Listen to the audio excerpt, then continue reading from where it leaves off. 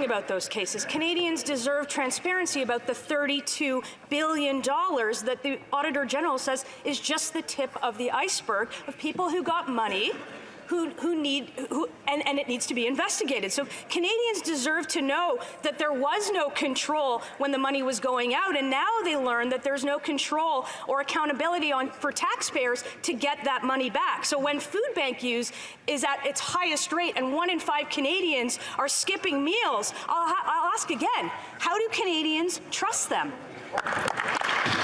L'honorable ministre du Revenu. Monsieur le Président, l'agence n'est Mr. Speaker, the CRA does not agree with the Auditor General's calculation with regard to ineligible recipients to the wage subsidies.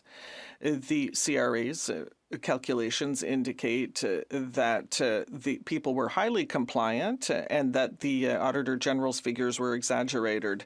It's not her fault because we all know that she was pressed by the opposition to produce this report. Political games must not lead us to forget that the wage subsidy saved the economy and many people. The Honourable Member for Chicoutimi-Le-Fjord. Mr. Speaker, according to a new report published yesterday, grocery costs are going to continue to rise in 2023.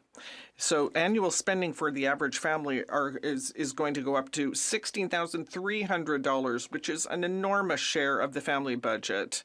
Parents are already incapable of feeding their families, and now it's going to get worse. For Canadians, these price hikes are unaffordable.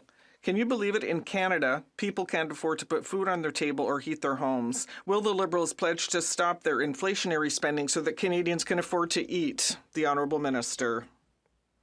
Thank you, Mr. Speaker.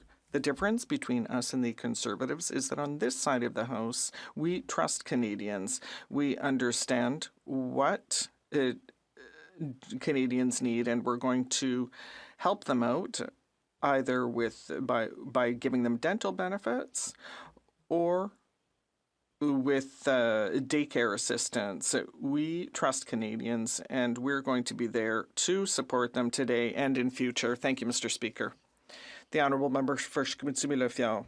I can't believe that the member across the way gave us that kind of answer when we know that they're the ones who have lost control of public spending. The Auditor General confirmed that the government is wasted $32 billion in payments to ineligible recipients. People don't have any money. They're charging their groceries, and Liberals are wasting billions of dollars. So once again, will the Liberals show some compassion and cancel their tax hikes? The Honourable Minister. Mr. Speaker, this is based on compassion and fiscal prudence. That's our response. If we look at the facts, millions of mothers who received CERB, they're not the ones who created inflation. Thousands of businesses who took wage subsidies, they're not the ones who created inflation either.